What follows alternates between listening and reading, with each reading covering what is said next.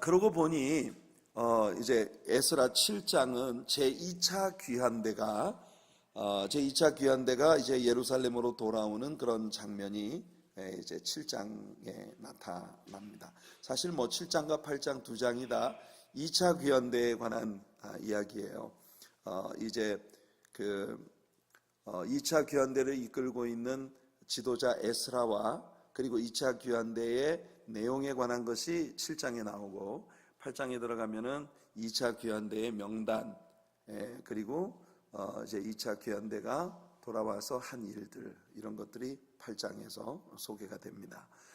그러고 보니 에스라서도 이제 2주 후면 모두 다 끝납니다. 오늘을 포함해서 다음 주 수요일 저녁에 에스라의 마지막 9장과 10장을 우리가 다루고 나면 에스라가 모두 이제 맞춰지게 되고 느헤미야로 우리가 들어가게 되겠습니다.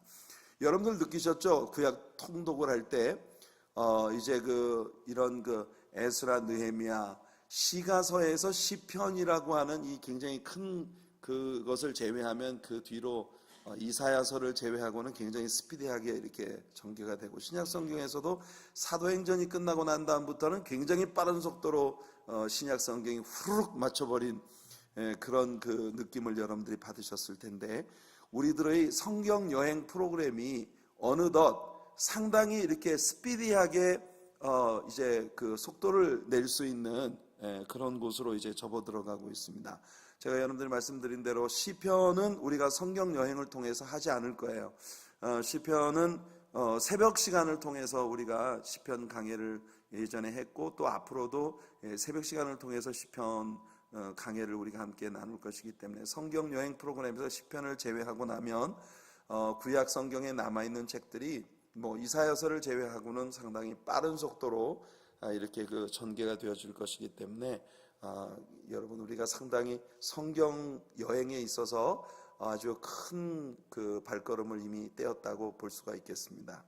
자, 이 에스라서라고 하는 책의 구조를 다시 한번 우리가 이야기해 본다면, 에스라의 처음 6장, 그러니까 1장부터 6장까지는요, 약 5만 명에서 103명이 모자라는 이제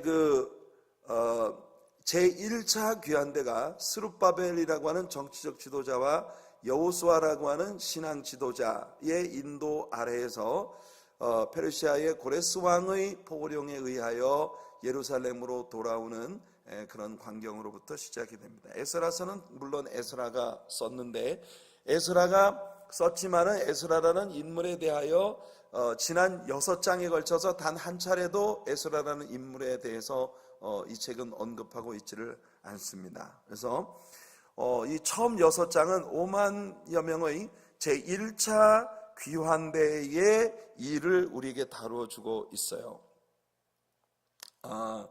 유대인들이 바벨론의 포로로 잡혀가게 된 것은 그들이 계속적으로 우상을 숭배하고 모세 율법에 불순종했기 때문이었고, 7년마다 1년씩 지켜야 하는 안식년을 약 490년여 동안 가나안 땅에 살면서 한 차례도 지키지 않은 것에 대하여 하나님께서 70년 동안을 계수하셔서 이스라엘 백성들, 유다 백성들을 바벨론으로 70년 동안 옮겨버리시고 70년 동안 이 예루살렘과 유다 땅을 빈 땅으로 내버려 두셔서 자동으로 안식년을 취하게 하겠다고 하는 그런 말씀을 하셨는데, 그 70년이 지나가고 하나님의 언약대로 고레스라고 하는 기적적으로 고레스라는 인물이 일어나서 유다 백성들이 예루살렘으로 돌아가도 좋다는 포고령을 내리게 되고, 그래서 1차 귀환대가 스룹바벨과 여호수아의 인도를 따라 돌아왔습니다.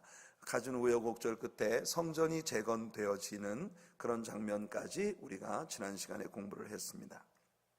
한편 1차 귀환대가 돌아와서 예루살렘의 성전을 재건하기까지의 이 기간 중에 바벨론에 남아있는 유대인들 안에서도 일종의 부흥운동이 일어나기 시작했던 거예요. 이 에스라라고 하는 사람의 지도 아래에서 이제 새로운 부흥운동이 바벨론에 일어나면서, 바벨론이 아니라 이제 페르시아죠. 지금은 그 페르시아에 남아있었던 유대인들 가운데 부흥운동이 일어나면서 1차 귀환대가 예루살렘 성전을 재건했다고 하는 소식을 접하게 되자 에스라의 지도 아래 2,000명의 유대인들이 2차 귀환대로서 예루살렘에 돌아오는 장면이 나옵니다. 그것이 바로 이제 그 7장과 8장에서 에스라의 지도 아래 예루살렘으로 돌아온 2,000여 명의 2차 귀환대에 대한 이야기를 오늘 밤 우리가 함께 공부하려고 하는 것입니다.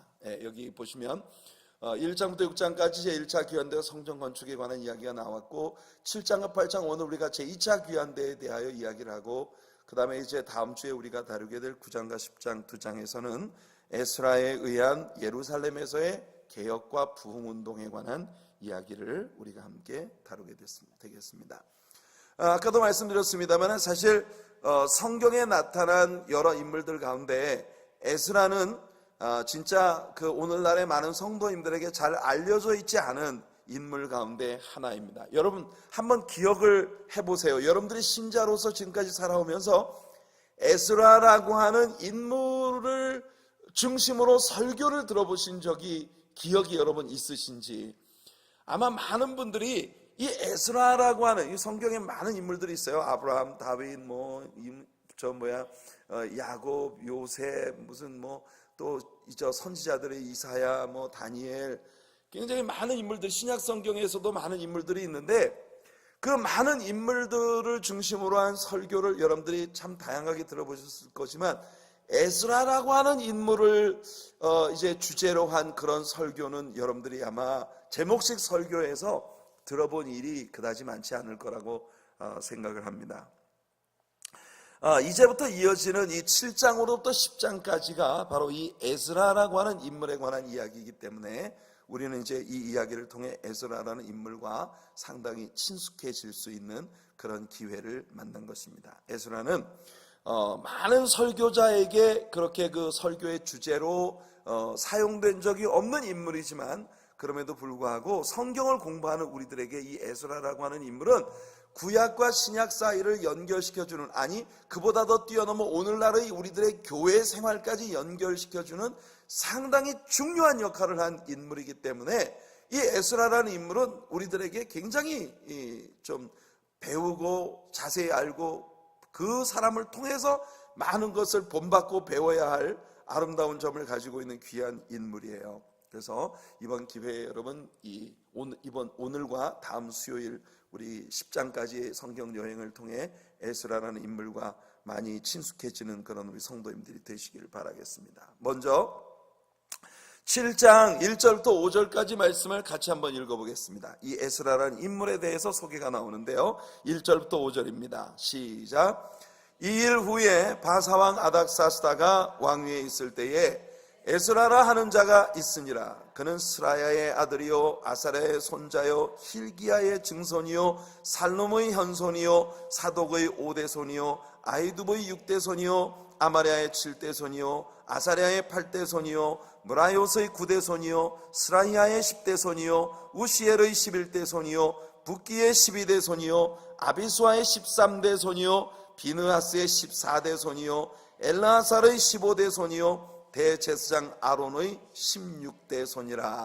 자, 여기 이 에스라라고 하는 사람이 자신의 족보를 여기에 이렇게 소개를 하고 있는데 16대를 거슬러 올라가니까 거기 누가 나와요?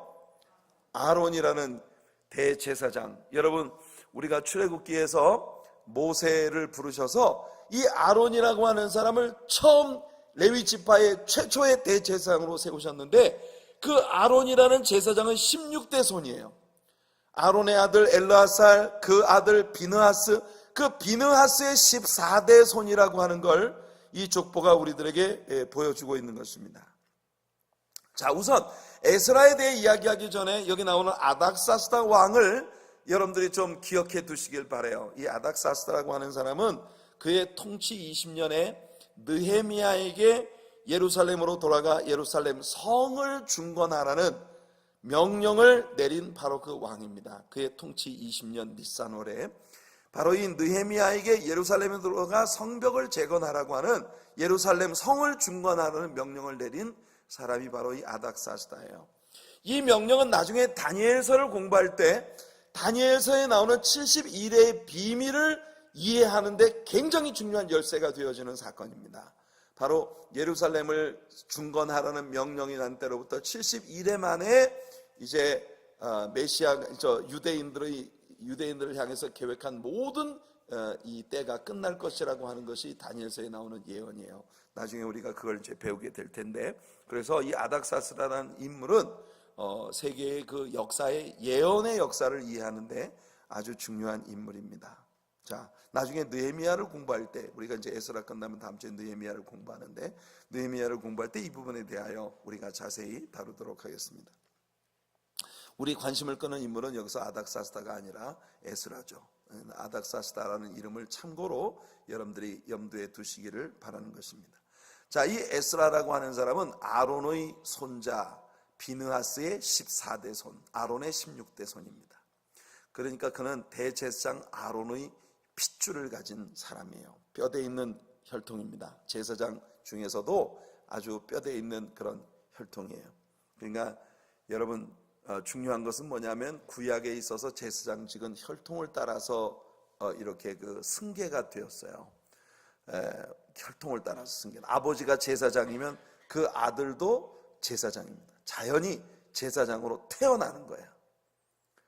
이게 이제 그 하나님께서 아론의 집안의 혈통을 선택하셔서 그 아론의 집안의 제사장들이 이렇게 세우는 것입니다. 그럼 아론의 아들로 태어난 사람들은 다 제사장의 자격을 가진 사람으로 태어나지만 그 사람들이 다 제사장 직무를 수행한 것은 아닙니다.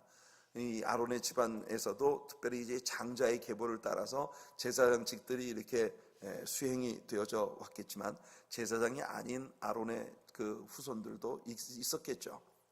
아무튼 이 구약에서는 아버지가 제사장이면 아들도 제사장으로 태어나는 것이에요. 그러니까 에스라는 여러분 사실 제사장으로 태어난 사람이지만 정말 불행히도 제사장으로서의 역할을 수행할 수 없는 그런 시대에 이 사람은 사는 거예요.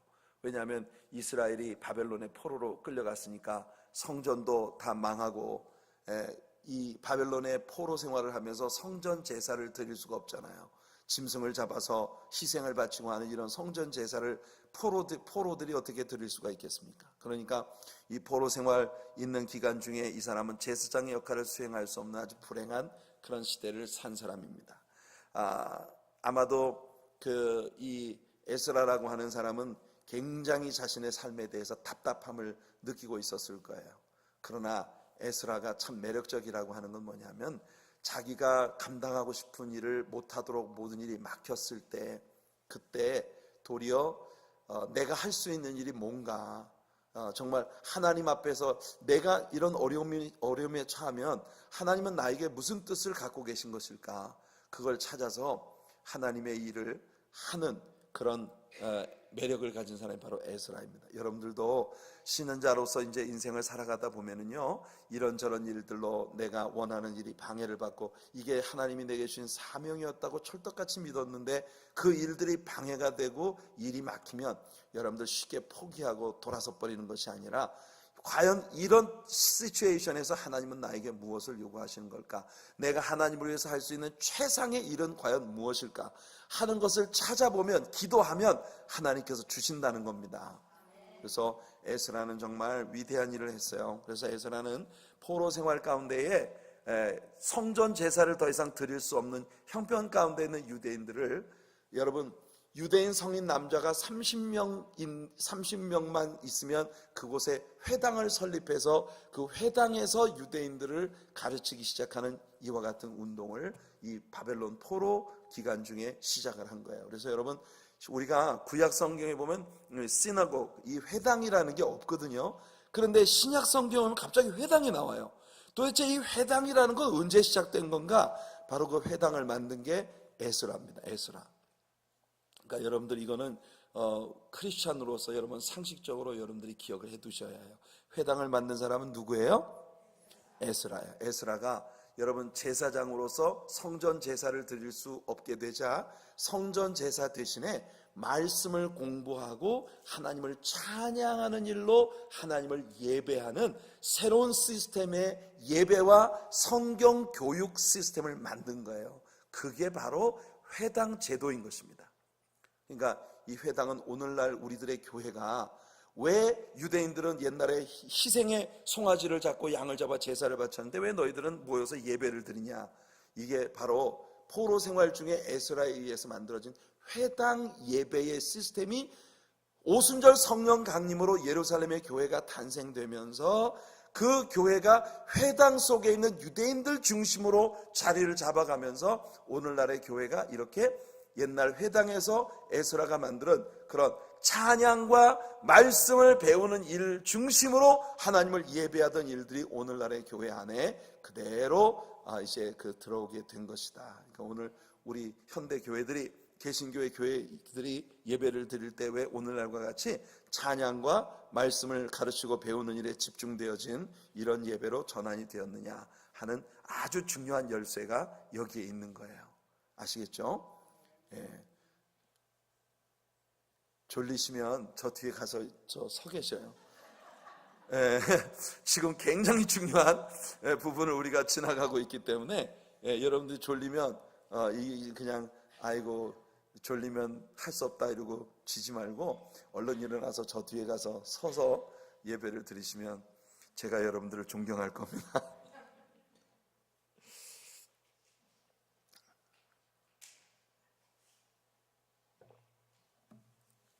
흥미로운 사실은 말이에요. 우리가 고레스 왕의 포고령이 내렸을 때에, 고레스 왕의 포고령이 내려졌을 때에 그 포고령이 모든 유대인들은 의무적으로 예루살렘으로 돌아가야 된다는 강제성을 띈 포고령이 아니었다고 하는 걸 우리가 배웠습니다. 기억나시죠? 그러니까 예루살렘으로 돌아가서 성전을 재건하고 하나님 앞에 성전 예배를 회복시키겠다는 열정을 가진 사람은 누구나 돌아갈 수 있다. 자유를 준 거예요. 그러나 만일 너희가 이곳에 남아서 계속 사업하고 이 페르시아에서 자리 잡고 있었던 너희들의 그 모든 것들을 이곳에서 하고 싶은 사람은 해라. 그러나 성전을 재건하기 위해 떠나는 사람들을 위해 너희는 여기서 열심히 돈 벌어서 서포트해라. 이게 고레스 왕의 포고령의 내용이었다는 걸 기억하십니까? 잘하셨어요. 그러니까 그 고레스 왕의 포고령은 강제성을 띈 것이 아니었단 말이에요. 에스라는 1차 귀환대와 함께 예루살렘으로 돌아갈 마음이 없었습니다. 그렇다면 에스라의 마음속에는 성전 재건이나 하나님의 나라의 회복에 대한 관심이 없었다는 뜻일까요? 그게 아닌 거예요. 그때 당시에는 예루살렘 성전이 재건되기 이전이기 때문에 제사장이며 학사인 자기 자신이 예루살렘으로 돌아가봤자 거기서 할 일이 없는 거예요. 그러니까 차라리 바벨론, 이 페르시아 땅에 남아서 회당을 중심으로 성경을 가르치는 자신에게 주어진 이 일을, 사명을 감당하기 위해서 이 페르시아에 그냥 남아 있었던 것입니다. 알겠죠? 그러다가 예루살렘 성전이 재건되고 완공되었다고 하는 소식이 페르시아에 들려오자 이제 에스라는 페르시아에서 열심히 부흥운동을 일으키다가 제2차 귀환대로 예루살렘에 돌아가 재건되어진 성전에서 예배를 회복하는 영적 회복운동을 일으킬 열심을 가지고 있는 성도님들을 데리고, 그러니까 레위 지파의 제사장 계열들, 성전 문지기들, 그리고 성전에서 종사하는 그런 사람들, 성가 대원들, 이런 사람들을 2,000명을 이끌고 예루살렘으로 돌아온 게 바로 2차 귀환대인 것입니다. 이제 에스라 자신에 대한 소개가 본격적으로 나오는데요. 6절을 한번 읽어볼게요. 6절을 제가 읽어드릴 테니 한번 보십시오. 이 에스라가 바벨론에서 올라왔으니 그는 이스라엘의 하나님 여호와께서 주신 모세의 율법에 익숙한 학자로서, 이 모세의 율법에 익숙한 학자였다라고 하는 이 말을 영어 성경에 보면 He was a ready scribe in the law of Moses 이렇게 되어 있습니다. He was a ready scribe. 준비되어진 학자였다. 준비되어진 서기관이었다. A ready scribe in the law of Moses. 모세의 율법에 대해서 준비되어진 그런 학자가 되었다라고 이야기하고 있는 것입니다. 그래서 그의 하나님 여호와의 도우심을 입음으로 왕에게 구하는 것은 다 받는 자이더니, 이 짧은 한 구절 속에서 에스라라는 인물의 영향력에 대해서 아주 강력하게 우리들에게 임팩트를 주는 설명을 하고 있는 것입니다. 첫째는 뭐냐? 이 사람은 영적으로 하나님의 말씀의 실력을 갖춘 사람이었다는 거예요. 성도 여러분, 여러분들 교회에서 어떤 분야의 종사를 하든 기본이 뭐냐? 말씀의 실력자들이 돼야 합니다. 교회에서 여러분들이 단순한 무슨 어떤 집사의 직분을 여러분들이 수행한다, 성가 대원으로 봉사를 한다, 심지어 교회에서 자원봉사자로 나와서 뭐 전화를 받는다든지 교회를 청소한다든지 이와 같은 어떤 형태로든 교회에 종사하는 모든 사람이 기본적으로 갖춰야 되는 건 뭐냐? 말씀의 실력자들이 돼야 합니다. 말씀의 실력이 갖추어지지 않은 채로 우리가 교회를 하다 보면요, 시험이 들 때 그냥 나가 떨어져 버려요. 말씀의 기초가 없기 때문에. 그러나 하나님의 말씀의 실력, 이 영적인 실력을 갖춘 사람은요, 사탄이 시험을 주고 공격을 해와도 끄떡없어요. 말씀이 있기 때문에. 교회에 사역을 하는 사람들은 누구나 이 믿지 않는, 믿음이 없는 세상 사람들이 우리 교회에 와서 교회의 모든 일들에 대해서 물어볼 때 누구라도 답변을 줄 수 있는 그런 실력이 있어야 되는 거예요. 특히나 교회에서 중직을 맡아서 섬기는 분들에게 필수적인 것이 뭐냐? 말씀의 실력이 있어야 돼요. 네. 성경 말씀을 하는. 그러니까 이 에스라는 제사장으로서의 직분이 막혀버리니까 성경 말씀을 열심히 연구하고 공부해서 하나님이 말씀을 통한 부운동을 일으키시기 위해 에스라를 들어 쓰시려고 할 때 그는 he was ready to accomplish 하나님의 사명을 완수하기 위한 준비가 되어 있었다는 거예요. 이게 중요한 겁니다. 여러분, 뭔 일이 안 된다고, 뭔 일이 막힌다고, 뭔 일이 내 마음대로 안 풀린다고 불평하고 원망하고 입이 막 나와가지고 앉아있을 시간이 없어요. 내가 뭔 일이 안 되면 안 되는 거 접어두고 하나님이 내게 원하시는 쪽으로 열심히 공부하고 준비해야 됩니다. 그럼 하나님이 우리를 들어 쓰실 수 있습니다. 에스라는 첫째는 영적으로 굉장히 실력을 갖추고 있는 사람이고, 두 번째는 뭐냐면 이 에스라는 분명히 페르시아에서 어떤 관직에 있었던 인물인 것 같아요. 그렇지 않고서야 에스라가 모든 왕에게 구하는 것을 왕에게 다 받을 수 있었다고 얘기를 하는 건 에스라가 보통 사람은 아니에요. 아니, 에스라가 뭐 말씀에 실력 있는 것과 이것도 별개의 일입니다. 그러니까 에스라는 이중적으로 실력자였어요. 성도 여러분, 저는 하나님의 사랑교회를 섬기는 모든 분들이, 하나님의 교회를 섬기는 모든 분들이 영육간의 실력자들이 되시길 바라요. 아멘. 영적인 실력자들이 되어서 하나님의 말씀을 아는 지식에서 탁월하기를 바라고, 그 다음에 육신적인 여러분들이 세상에서 종사하는 모든 일들에서 타의 추종을 보러 하는 여러분, 정말 여러분들이 어떤 일에 손을 대든 같은 모든 그 일의 분야 가운데에서 아주 탁월한 두각을 나타내는 실력을 갖춘 우리 성도님들이 되시기를 바랍니다.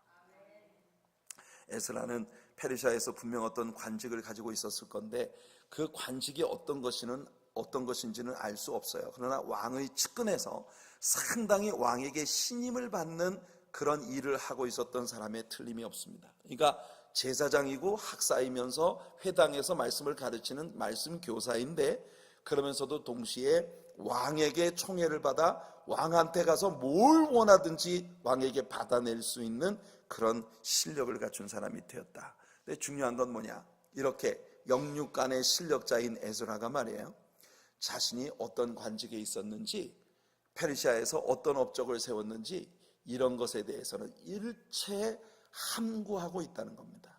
그러니까 에스라는 우리들에게 뭘 가르치느냐? 여러분, 그는 겸비함을 가지고 있는 사람이에요. 하나님 앞에서 모든 크레딧은 다 하나님께 돌리고, 아멘. 자기 자신이 하나님의 축복으로 다만 이와 같은 위치에 있다는 걸 모든 사람들에게 드러내려는 그런 인물이라, 앞으로 우리가 이 이야기를 계속해 나가면서 여러분들이 점점 더 에스라라는 인물에 대하여 굉장히 매료되는 아주 많은 매력들을 느끼실 것이라고 생각합니다. 바울도 나의 나 된 것은 오직 하나님의 은혜라고 고백을 했어요. 오늘 저녁에 수요 예배에 나오신 여러분들이 이 세상에서 어떤 형편에 있든 나의 나 된 것은 다 하나님의 은혜라는 고백이 저와 여러분들 입에서 나오게 되기를 바랍니다.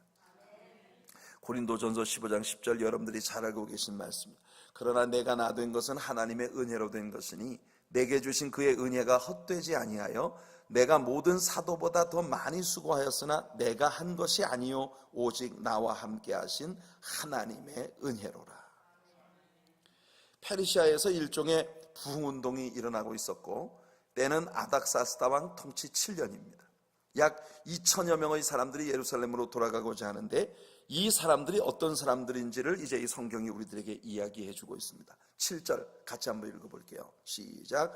아닥사스다 왕 제7년에 이스라엘 자손과 제사장들과 레위 사람들과 노래하는 자들과 문지기들과 느드님 사람들 중에 몇 사람이 예루살렘으로 올라올 때에, 자, 이들이 예루살렘으로 돌아가는 데는 약 5개월 정도의 시간이 걸립니다.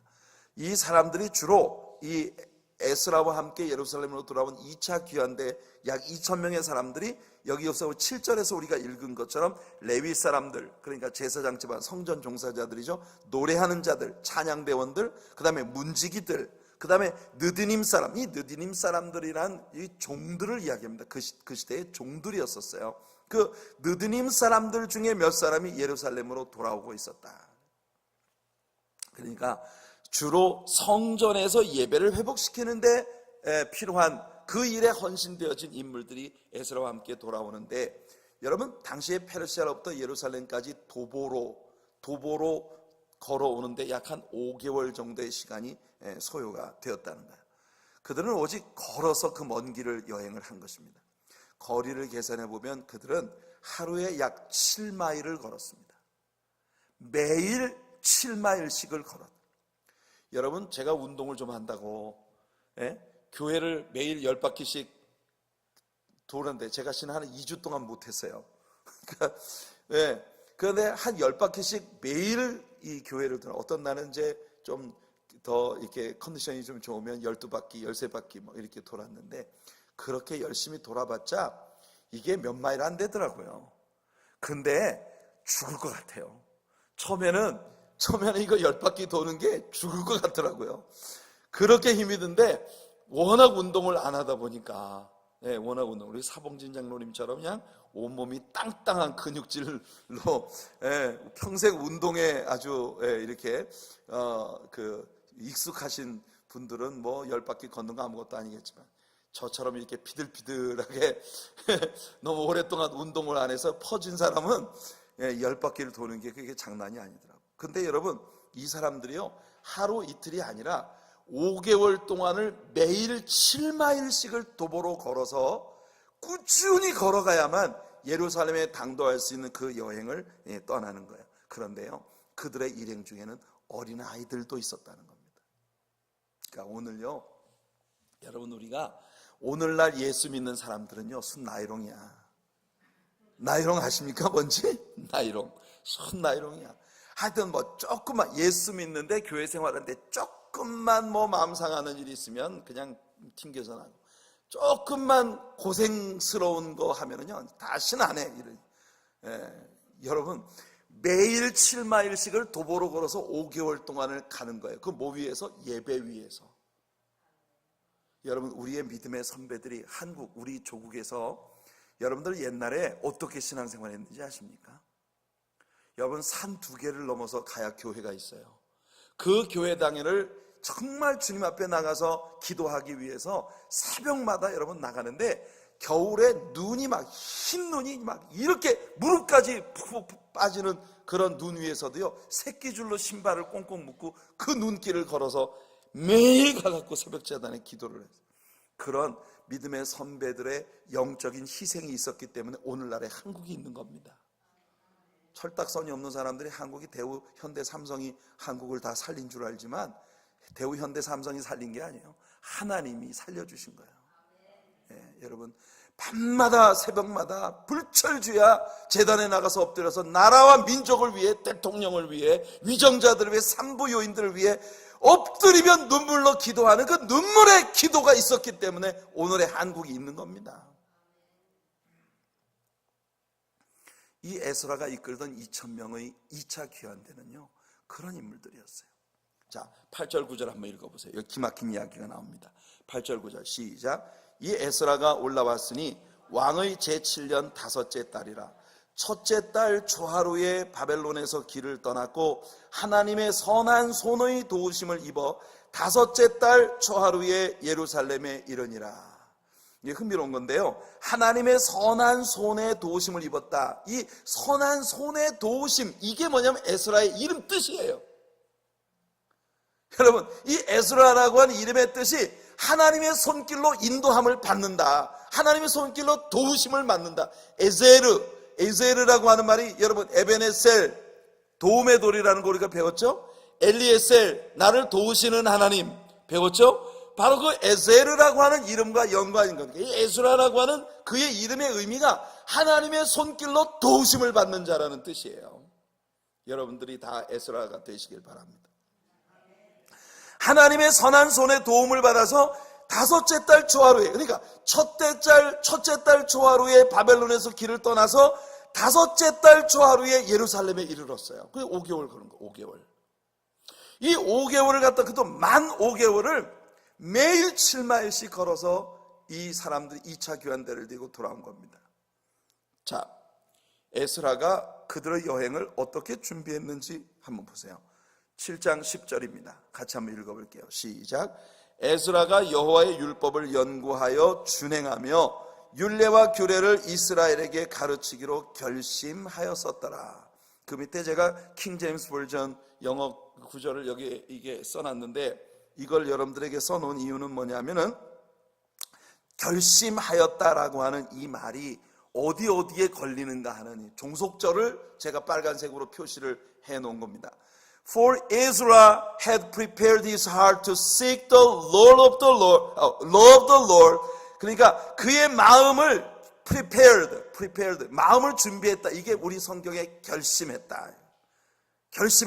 결심한 것이 뭐냐? 첫째, to seek the law of the Lord. 여호와의 율법을 연구하기로 결정했고, 두 번째, and to do it. 그 연구한 율법대로 살기로 결정했고, and to teach in Israel statutes and judgments. 하나님의 그 율법의 모든 규례들과 하나님의 판단, 하나님의 심판, 이런 모든 하나님의 통치하심을 백성들에게 가르치기로 결심했다는 거예요. 이게 10절에 나오는 구절은 에스라의 결심이 세 가지 종속절로 연결이 되어지고 있는 것을 우리가 봅니다. To seek the law of the Lord. 여호와 하나님의 율법을 열심히 공부하는 것. 그 다음에 to do it. 그 율법대로 사는 것. 그 다음에 to teach it. 그 말씀을 가르치는 것. 이 세 가지 결단이 에스라의 마음속에 있었다는 거예요. 여러분, 에스라는 믿음의 사람이었고, 그는 하나님께서 그를 바벨론에서 예루살렘으로 돌아가게 하실 날이 있을 것을 믿었던 것이, 그래서 그는 a ready scribe, 준비된 학자가 된 것입니다. 그래서 그는요, 세 가지 결단을 가지고 있었어요. 하나님이 내게 주시는 날, 율법을 열심히 연구해서 율법을 알고, 그 다음에 내가 먼저 그 율법대로 살고, 그 다음에 모든 백성들에게 율법을 가르쳐야지. 이게 에스라의 결단이었다는 거예요. 여러분, 많은 사람들이 역대 상하도 에스라가 썼다는 것을 믿고 있습니다. 그는 당대의 대단한 학자였어요. 그는 하나님 말씀을 공부만 한 것이 아니라 자신이 공부한 대로 살겠다고 결단을 했고, 그 다음에 그리고 그 자기가 살고 삶을 통해서 체득한 하나님의 은혜로 백성들을 가르치겠다는 결단을 가지고 있었다는 거예요. 참 위대한 인물입니다. 그렇죠? 하나님께서 여러분들의 목사인 정 목사에게도 에스라에게처럼 이런 은혜를 주시기를 바라고, 우리 모두가 종교개혁 500주년을 맞이하는 이 즈음에 여러분, 믿지 않는, 믿음이 없는 세상 사람들 앞에서 에스라와 같은 그런 믿음의 사람들로 나타날 수 있게 되기를 예수님 이름으로 축원해 드립니다.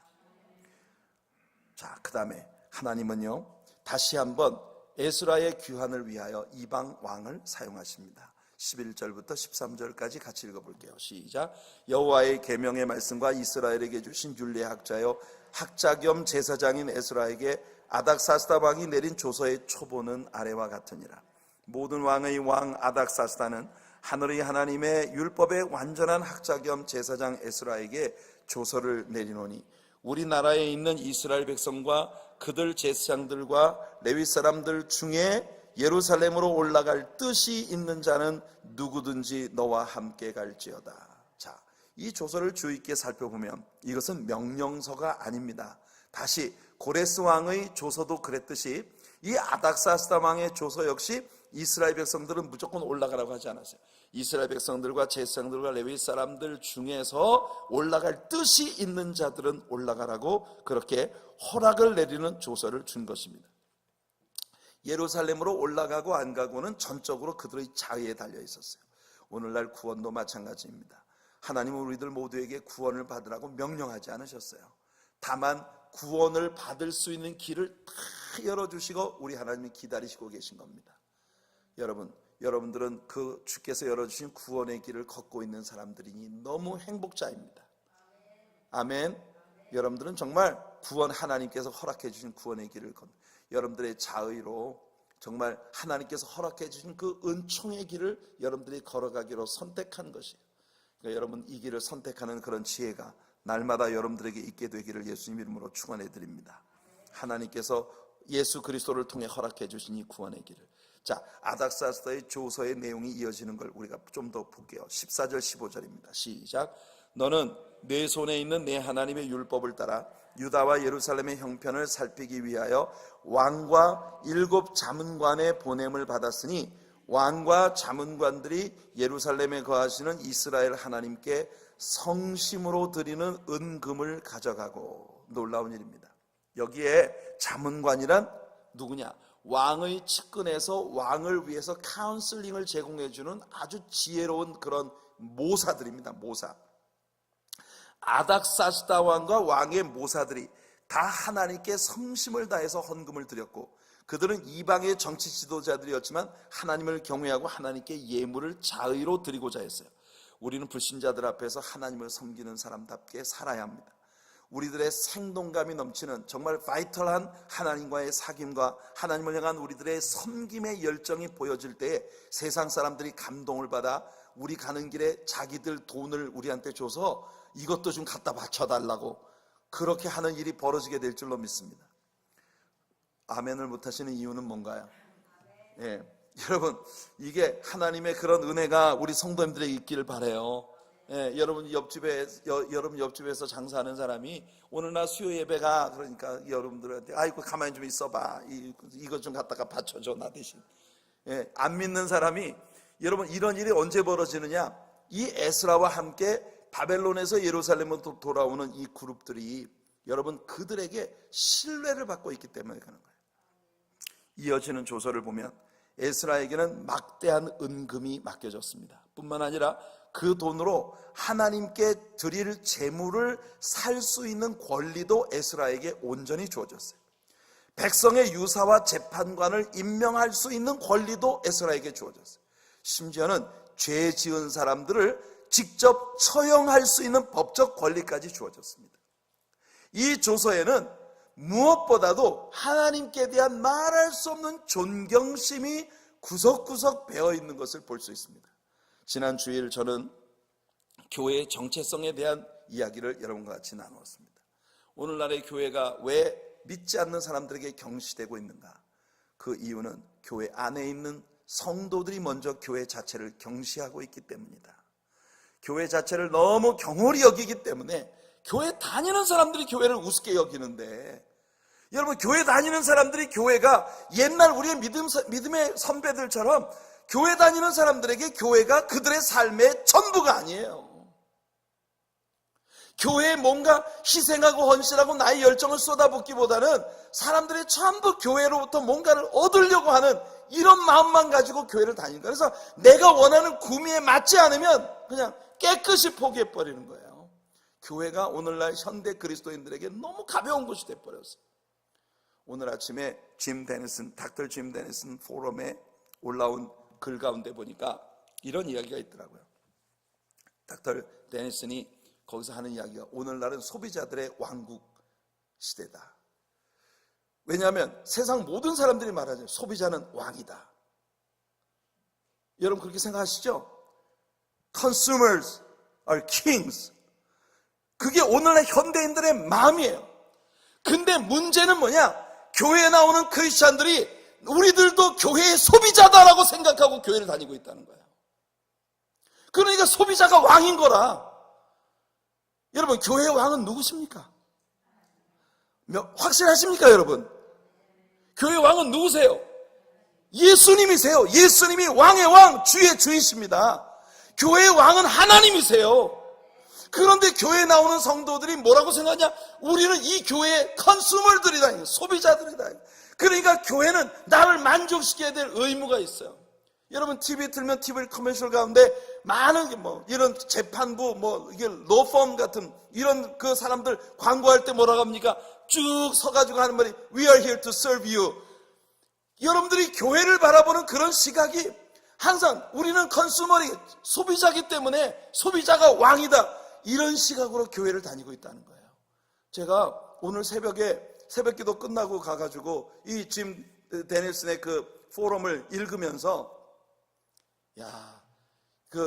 이 사람 데니슨의 말이 너무 맞지 않나요? 안 맞나요? 조금 맞나요? 여러분, 진짜로 오늘날 우리 교인들에게 교회라는 존재가 너무 우스운 존재로 전락해버렸어요. 교회를 우습게 여깁니다. 지난 주일 저의 설교를 여러분 한번 곰곰이 생각해 보세요. 오늘날 우리 교인들이 교회를 너무 우습게 여겨요. 그러니 믿지 않는 세상 사람들이 교회를 어떻게 여기겠냐. 진짜 우스운 것이 돼버리고 만 거예요. 우리가 다시 회복시킵시다. 아멘. 우리가 다시 돌아갑시다. 제가 이 이야기를 하는 건 성도들을 나무라기 위해서 하는 것이 아니라 아직도 우리에게 희망이 있다는 걸 얘기하는 거예요. 정 목사가 이런 말씀을 외칠 때 우리에게 아직도 희망이 있구나, 이걸 봐야 되는 겁니다. 목사님이 왜 우리를 저렇게 막 나무라나, 그렇게 생각하지 마시고 우리 목사님이 저런 이야기를 하는 건 우리에게 희망이 있다는 거다, 이렇게 보시길 바라요. 자, 16절부터 26절까지 쫙 읽겠습니다. 16절부터 26절 시작. 또 내가 바벨론 온도에서 얻을 모든 은금과 및 백성과 제사장들이 예루살렘에 있는 그들의 하나님의 성전을 위하여 기쁘게 드릴 예물을 가져다가 그들의 돈으로 수송아지와 수양과 어린 양과 그 소재와 그 전제의 물품을 신속히 사서 예루살렘 내 하나님의 성전 제단 위에 드리고 그 나머지 은금은 너와 너의 형제가 좋게 여기는 일에 너희 하나님의 뜻을 따라 쓸지며 내 하나님의 성전에서 섬기는 일을 위하여 내게 준 그릇은 예루살렘 하나님 앞에 드리고 그 외에도 내 하나님의 성전에 쓰일 것이 있어서 내가 드리고자 하거든 무엇이든지 궁중 창고에서 내다가 드릴지니라. 나 곧 아닥사스다 왕이 유브라데강 건너편 모든 창고지기에 조서를 내려 이르기를 하늘의 하나님의 율법 학자 겸 제사장 에스라가 물은 너희에게 구하는 것을 신속히 시행하되 은은 100달란트까지 밀은 100고르까지 포도주는 100밭까지 기름도 100밭까지 하고 소금은 정량 없이 하라. 무릇 하늘의 하나님의 전을 위하여 하늘의 하나님이 명령하신 것은 삼가 행하라. 어찌하여 진노가 왕과 왕자의 나라에 임하게 하랴. 내가 너희에게 이르노니 제사장들이나 레위 사람들이나 노래하는 자들이나 문지기들이나 느드님 사람들이나 혹 하나님의 성전에서 일하는 자들에게 조공과 관세와 통행세를 받는 것이 옳지 않으니라 하였노라. 에스라여, 너는 내 손에 있는 내 하나님의 지혜를 따라 내 하나님의 율법을 아는 자를 법관과 재판관을 삼아 강 건너편 모든 백성을 재판하게 하고 그중 알지 못하는 자는 너희가 가르치라. 무릇 내 하나님의 명령과 왕의 명령을 준행하지 아니하는 자는 속히 그 죄를 정하여 혹 죽이거나 귀양 보내거나 가산을 몰수하거나 옥에 가둘지니라 하였더라. 보세요, 제가 이런 말씀드린 대로 많은 은금을 사람들로부터 받을 수 있는 권리, 그 은금을 이용해서 재물을 마음대로 살 수 있는 권리, 그리고 남는 모든 물질들은 하나님이 주신 뜻을 쫓아 그들이 선하게 여기는 대로 쓸 수 있는 권리, 심지어는 법적으로 사람들을 재판하고 그 재판에 있어서 하나님의 뜻대로 살지 않는 자들을 처형할 수 있는 권리까지 에스라에게 주어졌다고 하는 걸 우리가 여기 아닥사스다 왕의 조서를 통해 발견하게 되는 것입니다. 자, 이제 하나님께 대한 에스라의 감사가 나옵니다. 27절 같이 읽을게요. 시작. 우리 조상들의 하나님 여호와를 송축할지로다. 그가 왕의 마음에 예루살렘 여호와의 성전을 아름답게 할 뜻을 두시고, 자, 보니까 그는 하나님께 찬양을 돌립니다. 왕이 행한 모든 일들, 즉 그 왕을 통해서 이루어진 모든 일들에 대한 크레딧 역시도 우리 주님께로 돌려지고 있는 모습을 봅니다. 왕의 마음에 이런 조소를 내릴 마음을 주신 분도 하나님이시기 때문이에요. 에스라가 인도한 그룹은 매우 중요한 그룹입니다. 숫자적으로는 1차 귀환대의 규모에 훨씬 못 미치지만 이 그룹은 백성의 지도자들이 그 주류를 차지하고 있는 그룹이었어요. 28절을 보시면 같이 읽어볼게요. 시작.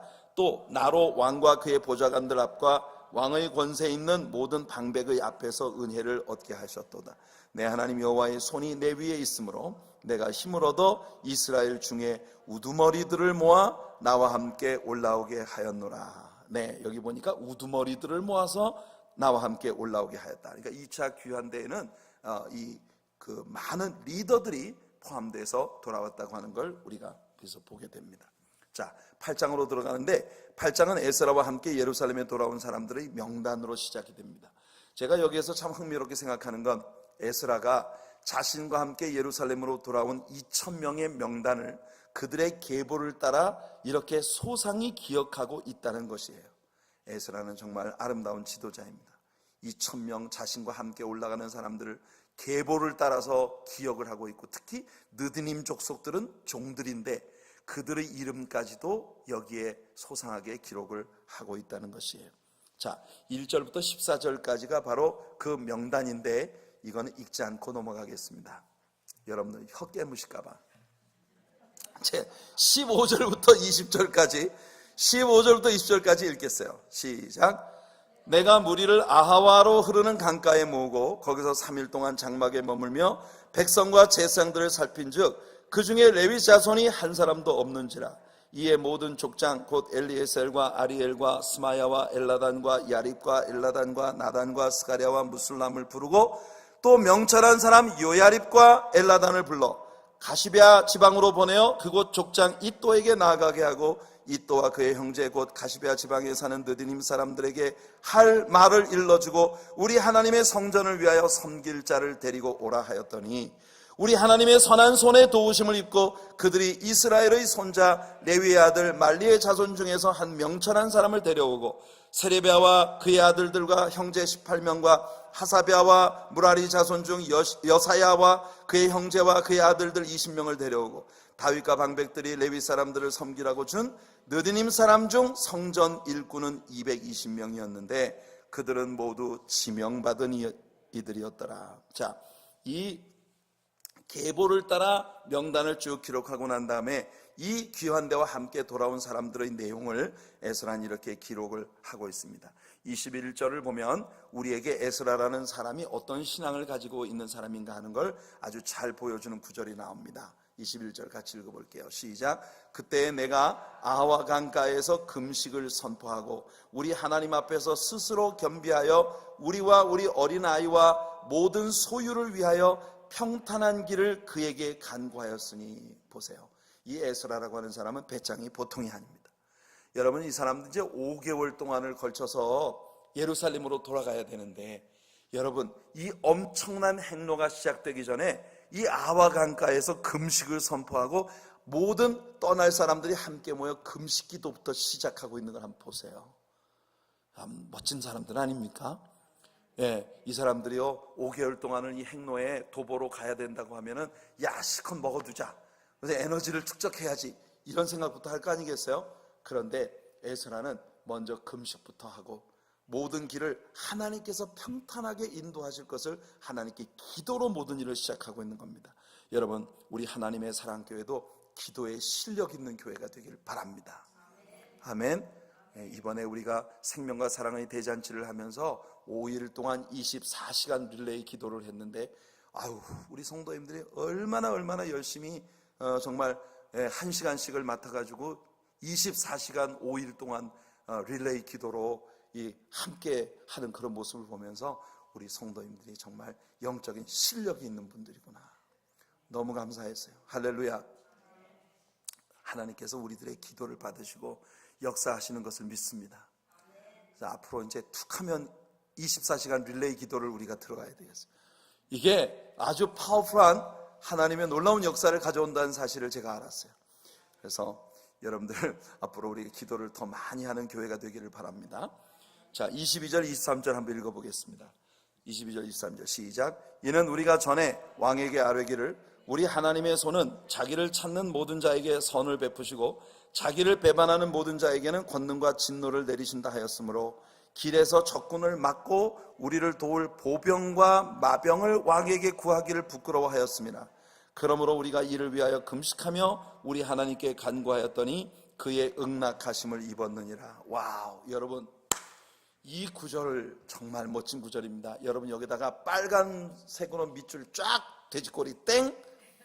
여러분들이 앞으로 신자로 세상을 살아가는 동안에 이와 같은 영적인 배짱이 있는 우리 성도님들 되시기 바라요. 여러분이 에스라는요, 아까도 말했듯이 성경을 공부하고 공부한 대로 살고 가르치는 대로 사는 대로 가르친 사람이에요. 그러니까 이 에스라가 뭐라고 하느냐, 여기서 지금 이 말씀이 무슨 뜻이냐 하면은 이방 왕이 하나님을 잘 몰라요. 그러니까 이방 왕 앞에 가가지고 에스라가 선포했단 말이에요. 우리 하나님은 살아계시고 그 능력의 손으로 우리를 도와주시는 현실 속에 계신 하나님이시다. 그러니 왕이여, 우리는 왕이 우리를 위해 제공해 준다고 하는 마병, 보병, 우리를 지키는 어떤 근위대 이런 거 우리 필요 없습니다. 하나님이 우리 지켜주실 줄로 믿습니다. 큰 소리 쳤단 말이에요. 이 아와강가에서 이 사람들이 여행을 떠나기 전에 금식하는 이유가 뭐냐면은 왕에게 나아가서 자기들이 큰 소리 뻥뻥 치고 살아계신 하나님이 우리를 지켜주실 것이니 우리는 하나님의 방법대로 갑니다. 이랬다니까. 그래가지고 왕이 그래 그러면 알았어, 마병과 보병 안 보내줄 테니까 니들이 알아서 가. 여러분 물론 모든 사람들이 다 이렇게 해야만 하나님의 뜻인 것은 아니에요. 나중에 우리가 느헤미야서를 보면 느헤미야는 왕에게 나가서 당당하게 우리가 가는 귀한 데를 지켜줄 군인들을 보내서 우리를 지켜, 왕의 군대 장관을 보내서 우리를 지켜주시옵소서, 필요한 돈도 주시고, 느헤미야는 또 왕 앞에 나가서 구할 것도 다 구해요. 그러니까 이게 받은 바 은사가 틀리다니까. 이 은사가 달라요. 느헤미야는 왕 앞에 나가서 받을 것 다 받아가지고 갔고, 에스라는 나는 하나님이 주십니다 이러고 금식하고 갔어. 이게 은혜예요, 은혜. 그러니까 여러분 하나님이 우리에게 주시는 은혜대로 하는 거예요. 어떤 때는 에스라처럼 금식하고 할 거고, 어떤 때는요 내놓을 거 다 내놓으라고 할 때도 있을 거고. 아멘? 그러니까 여러분 우리는 이거 다 배워야 돼요. 그러니까 여러분 에스라는 왕에게 자기가 구하는 것은 다 받을 수 있는 사람이지만, 그러나 왕이여, 우리는 하나님이 책임지는 백성입니다. 왕에게, 이방인 왕에게 그것을 가르치기 위해서 아주 선명하게 믿음으로 기도하며 모든 일을 행하는 그런 모습을 우리에게 보였단 말이에요. 참 멋진 모습이죠. 하나님께서 우리들에게 이런 믿음의 배짱을 주시기를 축복합니다. 자, 에스라는요 굉장히 많은 돈을 가지고 여행길을 가고 있어요. 그러니 가다가 산적대를 만날 수도 있고, 도적대들의 공격을, 화적대들을 만날 수도 있을 거 아니겠어요? 그런데 에스라가 그 담대하게 금식으로 기도하고 하나님 지켜주시옵소서, 그리고 그 길을 떠난 겁니다.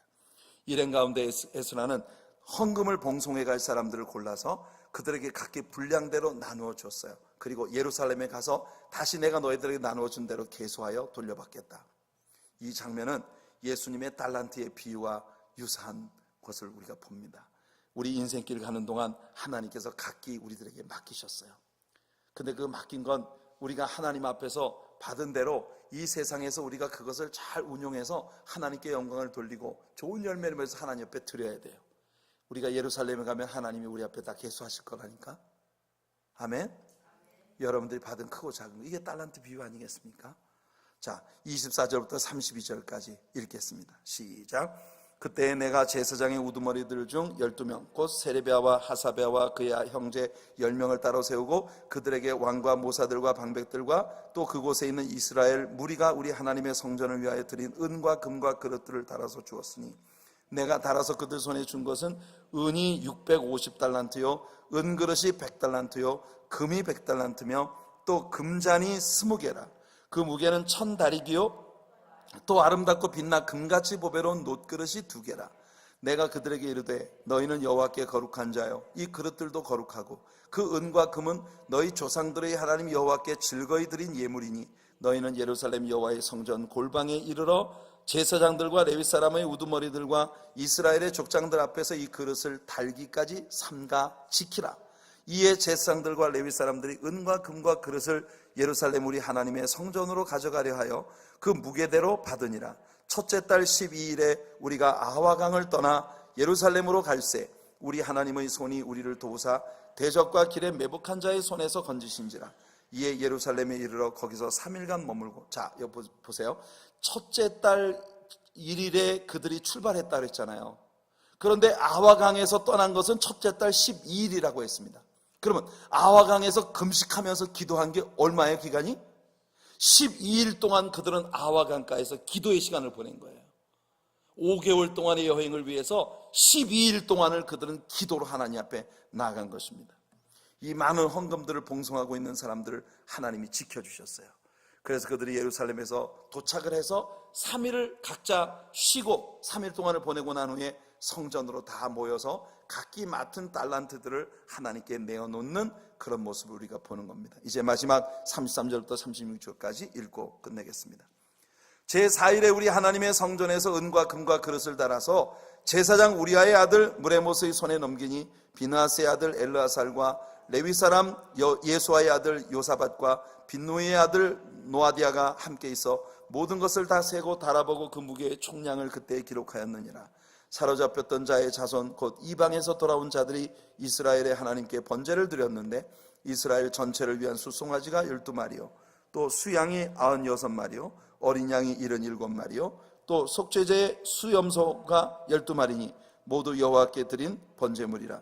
무리가 또 왕의 조서를 왕의 총독들과 유브라데강 건너편 총독들에게 넘겨주매 그들이 백성과 하나님의 성전을 도왔느니라. 아멘. 오랜 여행을 마치고 하나님의 집에 와서 하나님께 속죄의 제물을 드리고 예배를 드리는 이들은 얼마나 행복하고 평화로운 사람들이었겠습니까? 여러분, 이것이 우리 하나님의 사랑교회의 성도님들의 삶의 여정이 되기를 예수님의 이름으로 축원해 드립니다. 하나님께서 매사매사에 여러분들을 지키시고 축복하셔서 여러분들을 인도하셔서 여러분들을 통해 하나님의 큰 영광을 나타내시는 귀한 역사가 여러분과 우리 교회에 통해서 나타나게 되기를 예수님 이름으로 축원해 드립니다.